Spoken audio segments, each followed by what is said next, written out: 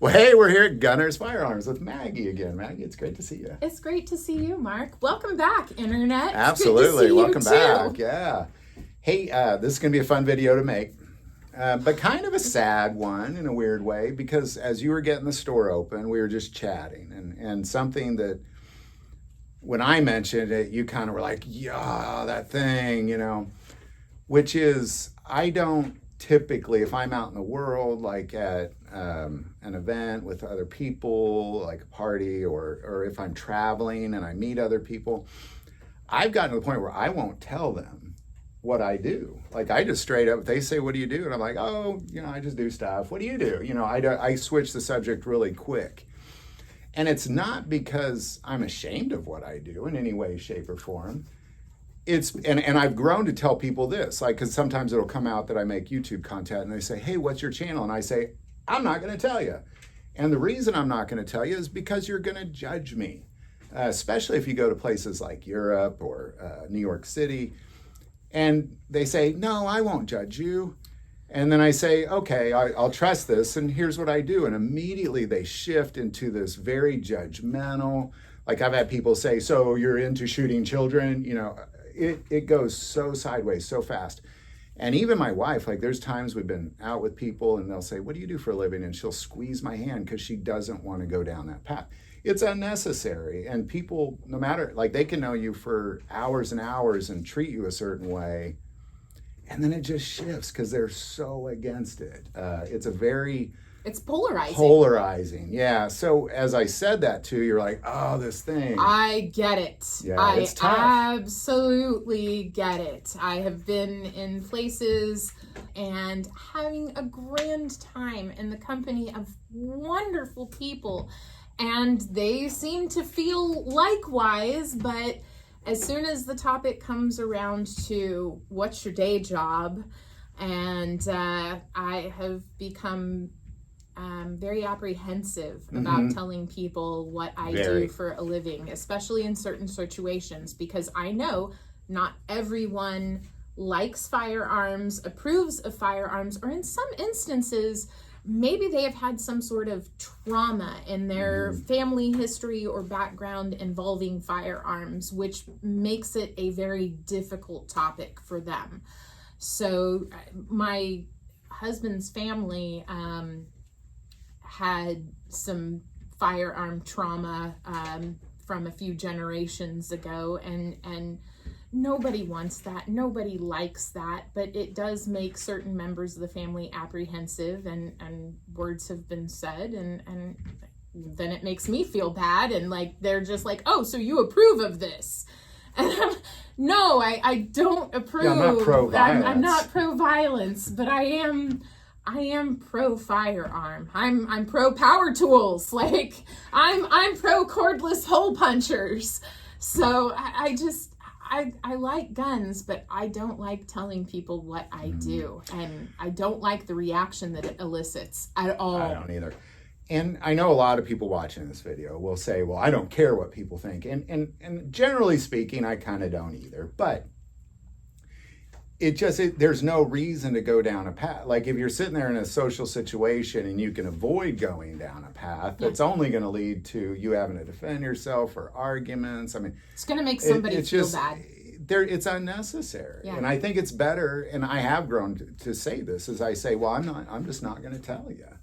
When I get to know you better, I'll tell you. You find my channel out there, I'll tell you. But until you know me, you're going to change. And every time they say they won't, and I trust it, they do in a millisecond. And they might have thought I was the greatest guy, and then they just can't stand me.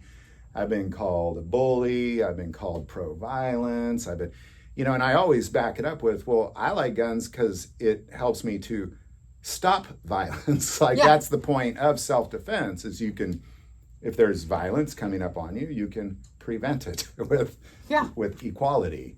Yeah. I don't like that split second turnaround where people are like, oh, so you're the problem. Right. Yeah. Like, I'm not here to be the problem. I'm not trying to be the problem. And I know it's not for everybody, and that's fine. If you have people that aren't cool with firearms at all, then that's fine. But there has to be a place to start. At one point in time, I was absolutely not as pro firearm as I am today. And I don't know if I've mentioned this to you before, but the first firearm that was adopted to the family that is my husband and I, he's like, hey, I'm gonna get a gun. And I'm like, well, my brother's got guns, my dad has guns. I don't really care for guns at this point. And I'm like, that's cool, babe. You do what you want to do, but you know, when you have this thing out, I'm gonna be like 2 blocks away hanging out with the neighbors. I want nothing to do with it. Fast forward decades and I'm like, yeah, hey, I work at a gun store. So there has to be a way for people to get into it that isn't abrasive, I suppose. And that's, it's a big first step for some people to get into firearms, to go from no thank you, I want nothing to do with it, to casually, you know, putting a toe in the water and testing it out and finding that the thing that you were so scared of, it really isn't that scary the more knowledge you have about it. But it doesn't stop people from being rude.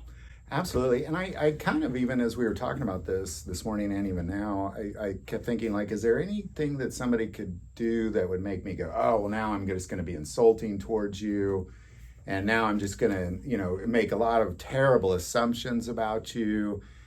And I mean, outside of just admitting that you're a criminal, I can't think of anything that I would sit there and think negatively of a person, no matter what hobby they had, no matter what products they were into. Like, I can't think, so I don't fully understand how a person can easily sit there and just, well, now I'm going to think make all these negative assumptions about you because of what you do for a living. Yeah, it's rude. It is. It's terrible. It's rude. And I guess I'd pose the question, because I would imagine if you're watching this video that you also like guns, is my guess. I hope you do. What do you say to this? So, like, when this comes up, what do you say? Put it in the comments below.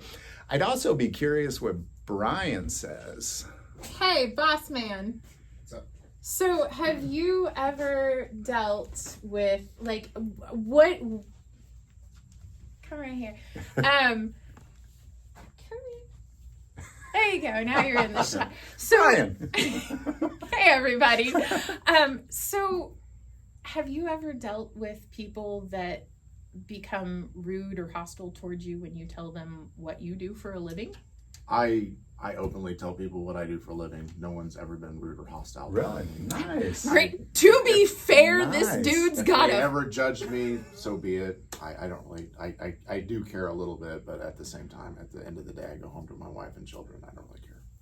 All right, I like this answer. That's a good one. That's a good one.